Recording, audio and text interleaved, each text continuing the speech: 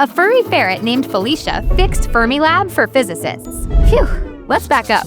Back in the 1970s, scientists near Chicago were building what was then the world's largest particle accelerator, Fermilab, a 6-kilometer circular tube lined with magnets that allowed researchers to learn more about subatomic particles like quarks. But as they were assembling the device, the scientists realized they had a problem. The magnets they had brought in were covered in tiny metal shavings that got everywhere and caused electrical shorts. So they needed a way to clean out each section of particle accelerator tubing before it was added to the assembly. Enter Felicia. Ferrets naturally like to crawl through narrow underground tunnels, so the physicists equipped Felicia with a special collar that allowed her to pull a string through sections of the tubing 100 meters at a time. Once she was out, the scientist would attach a cloth to the string that was then pulled through to wipe the shavings away. With a little help from a furry friend, Fermilab was up and running in no time.